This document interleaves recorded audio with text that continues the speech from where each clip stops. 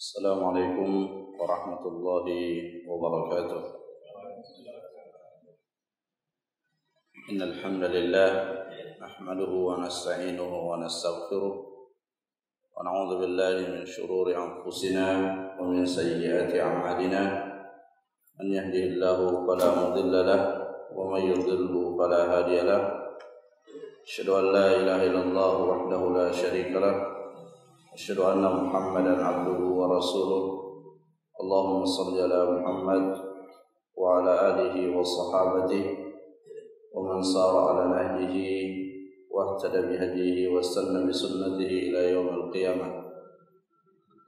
Ya ayyuhalladzina amanu taqullaha haqqa tuqatih wa la tamutunna illa wa antum muslimun. Allahumma 'allimna bima yanfa'una wanfa'na bima 'allamtana wazidna ilman wa taufiqan wa alhiqna bis salihin. Masyarul muslimin jamaah salat subuh rahimani wa rahimakumullah. Alhamdulillah, pada kesempatan ini kita kembali melanjutkan majelis ilmu kita pada penjelasan kitab Taisirul Karimir Rahman fi Tafsir Kalamil Mannan. Dan alhamdulillah, pada kesempatan ini kita akan memasuki penjelasan firman Allah Subhanahu wa taala di surah Al-Mursalat pada ayat yang ke-35 sampai ayat yang ke-40. Dan seperti yang telah kita sampaikan dan kita jelaskan di ayat-ayat yang sebelumnya, bahwa surah Al-Mursalat termasuk di antara surah yang di dalamnya Allah Subhanahu wa taala menyebutkan beberapa dalil, beberapa bukti akan hari akhirat dan juga peristiwa-peristiwa yang ada di dalamnya. Tetapi meskipun dengan bukti-bukti yang cukup banyak tersebut, di antara manusia ada yang tetap mendustakannya dan tidak meyakininya. Dan itulah yang terjadi pada zaman Nabi sallallahu alaihi wasallam. Sebagian daripada orang-orang Quraisy itu memilih dan bersikukuh untuk tidak mengimani dan tetap mendustakan segala hal yang disampaikan oleh Nabi Muhammad sallallahu alaihi wasallam tentang hari akhirat. Dan tidak berimannya mereka kepada hari akhirat itulah yang kemudian menjadi pemicu dari beraneka ragam keburukan. Karena ketika seorang tidak yakin akan adanya hari pembalasan, ketika seseorang berpandangan bahwa dengan meninggalnya seseorang maka segalanya berakhir, akhirnya mereka akan berbuat semaunya ketika berada di dalam kehidupan dunia ini. Lain halnya ketika seseorang meyakini adanya hari akhirat, meyakini adanya hari pembalasan, maka tentu ia akan berpikir ketika ingin melakukan suatu tindakan dalam kehidupan dunia. Nah, itulah sesungguhnya di antara hikmah kenapa kita diperintahkan, bahkan menjadi rukun di dalam salat, kita selalu membaca suratul Fatihah, karena di dalam surat tersebut ada ayat Maliki Yaumiddin yang menguasai hari pembalasan. Kita diingatkan melalui ayat tersebut bahwa ada hari di mana amalan-amalan yang kita telah perbuat, baik yang berkaitan dengan hubungan kita kepada Allah, demikian pula yang berkaitan dengan hubungan kita kepada sesama manusia, itu akan dibalas oleh Allah. Kalau itu kebaikan, maka akan dibalas dengan kebaikan, dan jika itu keburukan, maka akan dibalas dengan keburukan. Jamaah rahimakumullah. Kemudian pada ayat yang berikutnya, yaitu ayat yang ke-35 sampai ayat yang ke-40, Allah Subhanahu wa taala berfirman, "Hadza yaumun la yantiqun wa la yu'dhanu lahum faya'tadzirun wailu yawma idzil lil mukadzibin. Hadza yaumul fasli jama'nakum wal awwalin fa in kana lakum kaidun fakidun wailu yawma idzil lil mukadzibin. Hadza yaumun la yantiqun. Ini adalah hari di mana tidak ada seorang pun yang dapat berbicara. Maksudnya hari kiamat, hari akhirat. Syekh Sa'di rahimahullah mengatakan, hadzal yaumul 'azimus syadid 'alal mukadzibin. Hari kiamat, hari akhirat itu adalah hari yang benar-benar mengerikan bagi orang-orang yang mendustakannya. La yantiquna fihi. Mereka tidak bisa berbicara pada hari itu disebabkan oleh rasa takutnya, minal khauf wal wajal syadid. Mereka tidak sanggup berbicara karena sangat takut melihat apa yang terjadi pada hari itu.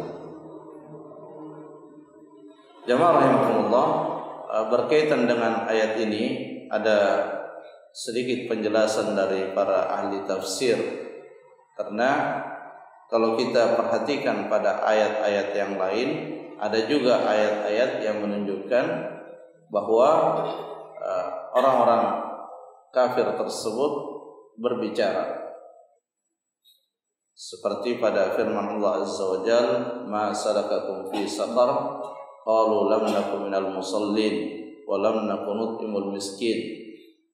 Kemudian mereka juga berkata di surah Al-Mulk sebagaimana dikisahkan oleh Allah, qalu law kunna nasma'u aw naqilu ma kunna fi ashabis sa'ir. Ada beberapa ayat di dalam Al-Qur'an yang menunjukkan bahwa mereka berbicara. Bahkan disebutkan juga di ayat yang lain, dan ayat ini bersifat umum dan menyeluruh. Yauma tujadilu kullu nafsin an nafsiha. Pada hari di mana setiap orang menyampaikan ucapan-ucapan untuk membela dirinya. Maka terkait dengan ayat-ayat ini, yang pertama tentunya kita sangat meyakini bahwa di dalam Al-Quran tidak ada pertentangan antara satu ayat dengan ayat yang lain. Itu hal yang paling mendasar dan ditegaskan oleh para ulama di dalam beberapa pembahasan dalam usul fiqh, bahwa tidak ada ta'arud, tidak ada kontradiksi di dalam ayat-ayat Al-Quran. Demikian pula di dalam hadis-hadis Nabi sallallahu alaihi wasallam. Maka ketika terlihat secara zahir terjadi pertentangan secara makna, maka hal tersebut harus didudukkan masalahnya dan dijelaskan makna yang seperti apa yang dimaksudkan. Nah, berkaitan dengan apa yang tadi kita sebutkan, bahwa ada ayat yang mengatakan bahwa orang-orang yang mendustakan ayat-ayat Allah, orang-orang kafir itu tidak berbicara sedikit pun. Kemudian ada ayat juga yang menunjukkan bahwa mereka berbicara. Para ulama menyampaikan ada dua jawaban utama terkait dengan permasalahan ini. Yang pertama, bahwa hari akhirat atau hari kiamat, hari akhirat itu adalah hari yang sangat panjang, dan ada tempat-tempat di mana mereka bisa berbicara, dan ada tempat di mana mereka sama sekali tidak bisa berbicara. Itu jawaban yang pertama. Yang kedua, hadza yaumul la yantiqun, mereka tidak berbicara, maksudnya adalah mereka tidak berbicara dengan pembicaraan yang mendatangkan manfaat kepada mereka.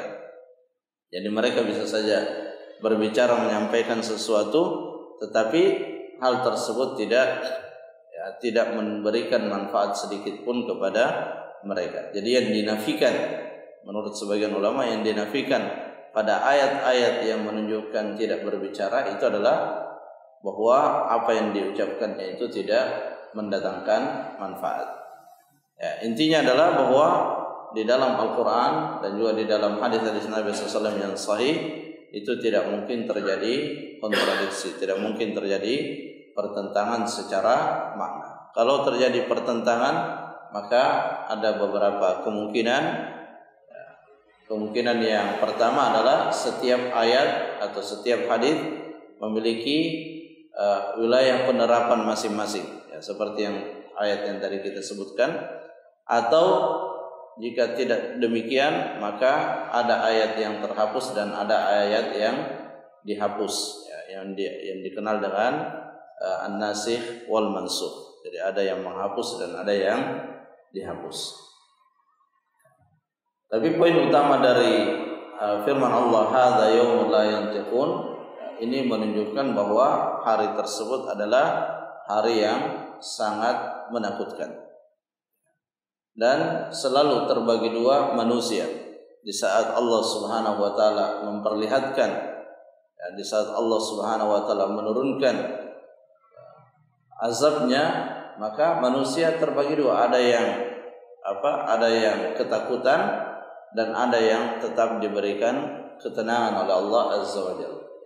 Dan itu kita perhatikan, ya, pada penjelasan tentang peristiwa-peristiwa yang terjadi pada hari kiamat. Ada beberapa peristiwa seperti matahari didekatkan, seperti manusia akan melewati sirat, ya, akan melewati titian. Kemudian yang ketika berada di padang mahsyar, itu adalah situasi-situasi yang sangat sulit bagi manusia. Tetapi manusia terbagi dua pada waktu itu. Ada yang tersiksa dan ada yang mendapatkan kenikmatan dan ketenangan dari Allah Azza wa Jalla. Jadi di saat matahari didekatkan sangat panas, ada manusia yang sangat kepanasan, tetapi ada juga yang mendapatkan naungan. Di saat melewati titian, ada yang terjatuh tidak bisa menyeberang, tetapi ada juga yang berlari secepat kilat, ada yang kesuratil barq, dia berlari dengan sangat cepat, ada yang merangkak, ada yang bahkan sampai terjatuh. Selalu terbagi dua. Dan itulah gambaran keadaan manusia ketika di dunia. Manusia juga secara garis besar terbagi dua. Ada yang auliaur rahman dan ada yang auliaus syaitan. Ada yang menjadi orang terdekatnya Allah dan ada juga yang menjadi orang terdekatnya syaitan. Dan keterbagian inilah yang akan juga terjadi pada hari akhirat nanti. Hadza yaumun la yantiqun wa la yu'dzanu lahum faya'tadzirun. Dan mereka fala yu'dzanu lahum wa la yu'dzanu lahum faya'tadzirun, ay la tuqbal ma'dziratun walau i'tadzaru. Jadi hari akhirat itu bukan lagi hari untuk kita bisa mengajukan alasan-alasan atas kesalahan yang kita perbuat. Dan itu yang membedakan antara di dunia dengan di akhirat. Kalau di dunia kita berbuat salah, kita masih bisa membela diri, atau ada orang yang kita tunjuk untuk membela diri kita. Kalau di akhirat tidak ada. Allah mengatakan di sini wala yu'dzanu lahum, dan mereka tidak diizinkan untuk menyampaikan uzur-uzur mereka. Maksudnya la tuqbalu ma'dziratuhum, tidak diterima alasan mereka. Meskipun mereka menyampaikan uzurnya, maka uzur tersebut tidak diterima. Karena dia berhadapan, manusia berhadapan dengan ahkamul hakim, dengan hakim yang maha mengetahui. Kalau di dunia memang butuh ada yang membela, ada yang menuduh, karena memang hakimnya tidak maha mengetahui, tidak mengetahui secara persis apa yang dilakukan oleh orang tersebut, sehingga memang diberikan kesempatan, yang menuduh diberikan kesempatan berbicara, kemudian yang dituduh juga diberikan kesempatan untuk membela diri, lalu kemudian hakim menimbang lalu memutuskan. Kenapa demikian? Karena hakimnya tidak maha mengetahui. tidak mengetahui hakikat dari peristiwa yang terjadi. Berbeda di hadapan Allah Subhanahu wa taala. Allah Maha mengetahui apa yang kita lakukan. Sehingga tidak ada gunanya seseorang menyampaikan uzurnya karena Allah Maha mengetahui apa yang kita lakukan. Dan dalam Al-Qur'an ya, di akhir-akhir ayat itu sering disebutkan nama-nama Allah. Ya, di antara nama Allah yang sering disebutkan itu adalah Al-Alim, yang Maha mengetahui.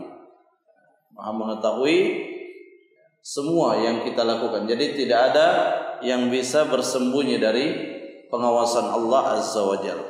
Ya, dan ini adalah tingkatan yang sangat baik ketika seseorang telah merasa selalu terawasi oleh Allah Azza wa Jalla, yang disebut dengan al-ihsan. Ada Islam, ada iman, dan yang paling tertinggi adalah al-ihsan. Ketika seorang merasa terawasi oleh Allah Azza wa Jalla. Di dalam ayat yang lain Allah Subhanahu wa taala berfirman, "Fa yawma idzin la yanfa'ul ladzina zalamu ma'dziratuhum wa la hum yusta'tabun." Pada hari itu tidak bermanfaat uzur yang diajukan oleh manusia. Hadza yaumul fasli jama'nakum wal awwalin. Ini adalah hari keputusan di mana Allah Azza wa Jalla akan mengumpulkan manusia yang pertama dengan manusia yang paling terakhir untuk diputuskan urusan masing-masing. Wa nahkumu baina al-khalaiq. Allah Subhanahu wa taala akan menetapkan siapa yang masuk surga, siapa yang masuk neraka, siapa yang akan mendapatkan syafaat, siapa yang tidak dapat syafaat, siapa yang diampuni dosanya, siapa yang harus dibersihkan dulu dosanya dengan dia dimasukkan ke dalam neraka. Pada hari itulah Allah menentukannya, dan Allah memutuskan dengan adil, dan Allah sedikit pun tidak menzalimi hamba-hambanya. Seorang masuk neraka karena dia memang berhak untuk dimasukkan ke dalamnya.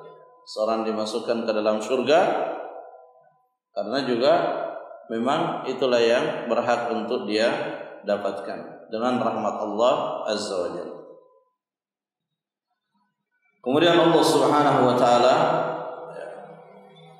menyampaikan tantangannya kepada segenap manusia. Fa in kana lakum kaidun fakidun. Jika kalian memiliki tipu daya, memiliki strategi untuk bisa menghindari siksaan Allah Subhanahu wa taala, maka lakukanlah tipu daya itu sebagaimana yang kalian biasa lakukan ketika berada di dunia. Kalau di dunia seseorang bisa melakukan tipu daya, seorang bisa melakukan rekayasa untuk menghindarkan dirinya dari hukuman. Allah katakan kalau masih bisa seperti itu lakukan. Tapi ini adalah pernyataan dari Allah Subhanahu wa taala untuk menunjukkan bahwa manusia tidak akan bisa melakukan hal tersebut. Fa in kana lakum kaid taqdiruna 'ala al-khuruj min mulki. Jika kalian mampu untuk keluar dari kuasaku, dari kekuasaanku, wa tanjawna min adzabi, sehingga kalian bisa selamat dari siksaanku, fakidun, maka melakukan suatu hal yang bisa menyelamatkan. Makanya di dalam surah Al-Fatihah ketika disebutkan Malik Yaumiddin, Allah yang menguasai hari pembalasan, para ahli tafsir ketika menjelaskan kenapa di sini disebutkan secara khusus hari pembalasan, padahal semuanya itu adalah di bawah kekuasaan Allah, tetapi di ayat ini Malik Yaumiddin hanya disebutkan hari pembalasan saja, ya. Allah menguasai hari pembalasan, padahal Allah menguasai segalanya. Kenapa? Karena di hari pembalasan itu tidak ada lagi kekuasaan yang nampak kecuali kekuasaan Allah. Kalau di dunia masih banyak kekuasaan yang nampak. Banyak penguasa-penguasa di dunia dari tingkat yang paling kecil sampai yang paling besar, sehingga masih nampak kekuasaan manusia ketika di dunia. Tetapi di akhirat tidak bisa.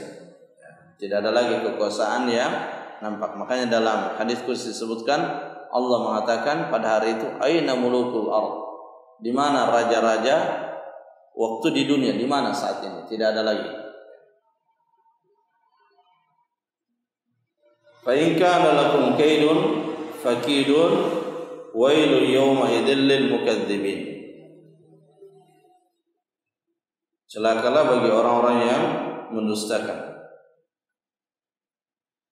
Di ayat yang lain, di ayat yang lain Allah Subhanahu wa taala juga berfirman, "Ya ma'syaral jinni wal ins."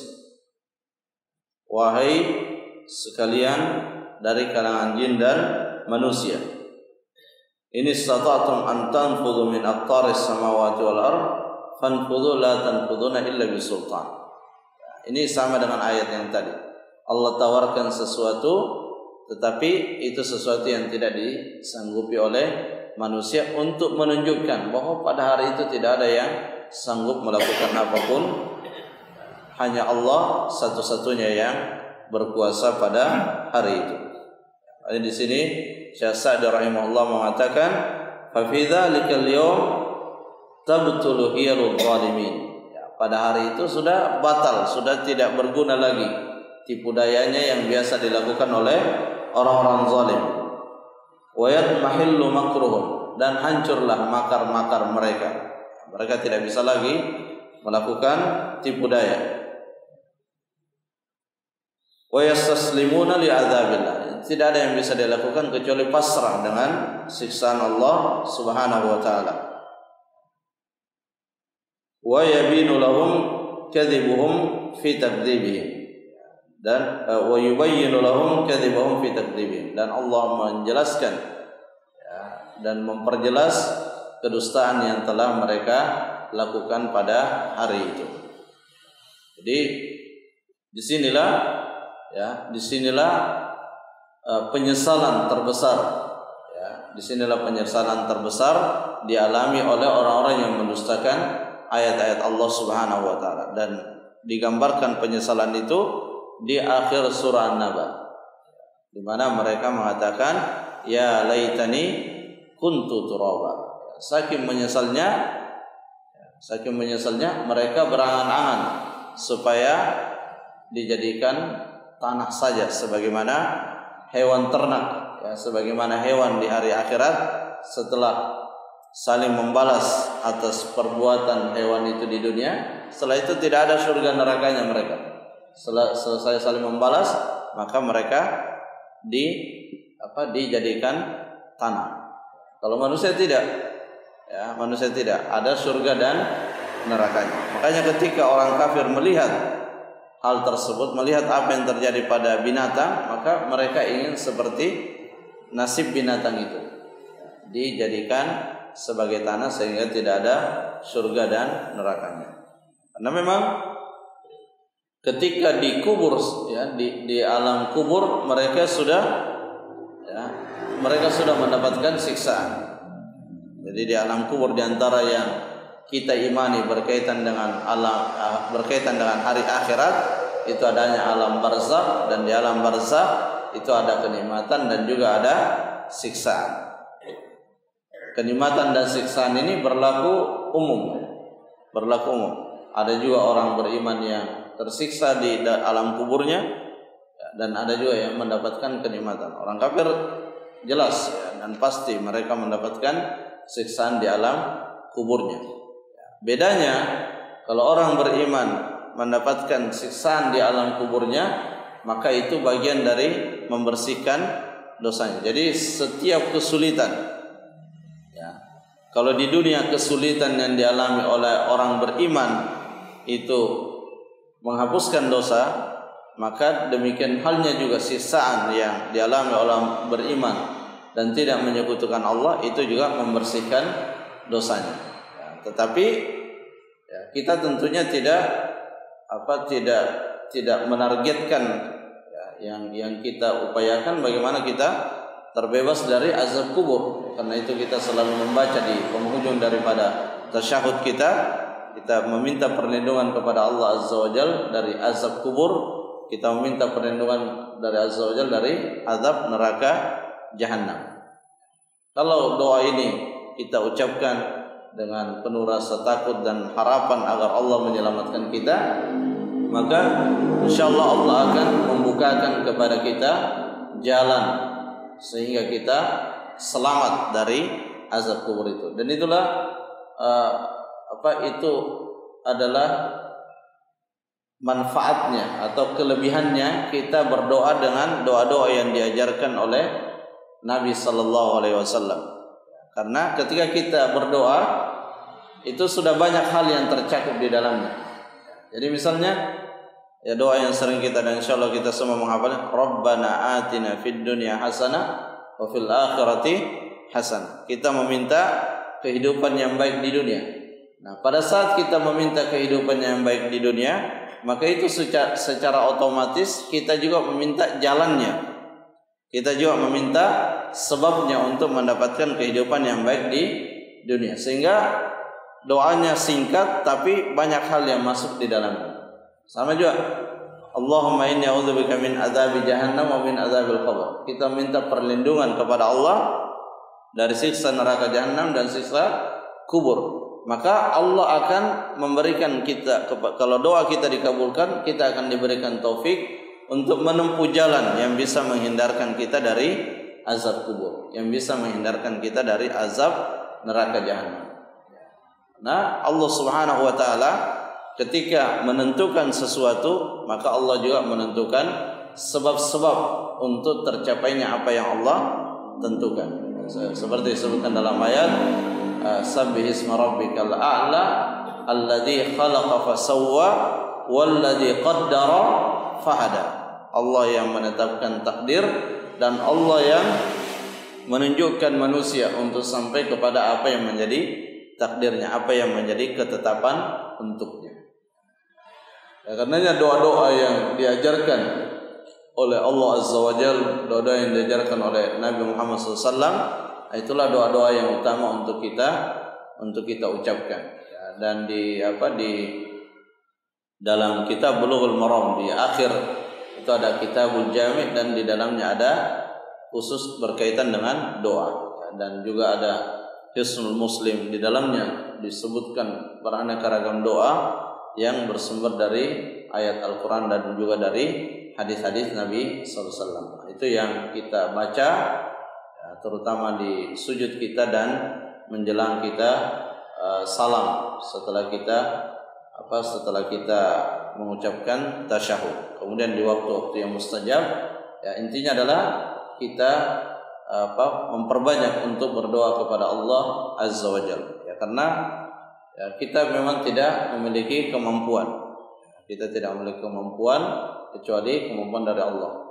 Nah, ketika muazzin memandangkan hayya 'alas shalah, hayya 'alal falah, maka kita katakan la haula wala quwata illa billah. Kita tidak sanggup untuk menyambut panggilan itu kecuali Allah memberikan kekuatan kepada kita. Dan itu terbukti. Ya, tidak sedikit di antara manusia secara fisik mampu berjalan ya dengan jarak yang jauh, mampu bekerja dengan durasi waktu yang panjang, tapi tidak sanggup untuk datang ke masjid melaksanakan sholat yang hanya beberapa menit saja, 10-15 menit berada di masjid, tidak sanggup. Padahal sanggup untuk berada di tempat kerja berjam-jam. Kenapa? Karena dia tidak diberikan kekuatan oleh Allah Azza wa Jalla. Jadi Nabi sallallahu alaihi wasallam telah mengajarkan kepada kita, memberikan arahan-arahan berupa zikir-zikir yang kita diperintahkan untuk membacanya. Itu tidak lain agar Allah Subhanahu wa taala memberikan pertolongan kepada kita. Hampir setiap aktivitas yang kita lakukan ada zikirnya. Masuk masjid, keluar rumah, masuk tempat kamar mandi, kemudian mau makan, banyak aktivitas-aktivitas yang di sana ada hadis atau ada sunnahnya kita membaca doa tertentu. Belum lagi zikir pagi dan sore, zikir setelah sholat. Maka itu semua adalah kesempatan-kesempatan yang telah dihadirkan di dalam syariat kita untuk selalu mendapatkan naungan pertolongan Allah Azza wa Jalla. Sehingga kita selalu berada di jalan-jalan kebaikan. Jamaah rahimakumullah, mungkin itu yang bisa disampaikan. Semoga ayat-ayat yang telah kita pelajari pada hari ini dan juga yang sebelumnya menjadi asbab kita mendapatkan taufik dan keistiqomahan dari Allah Azza wa Jalla. Wallahu ta'ala a'lam bissawab. Subhanakallahumma rabbana wa bihamdik, asyhadu an la ilaha illa anta, astaghfiruka wa atubu ilaik. Assalamualaikum warahmatullahi wabarakatuh.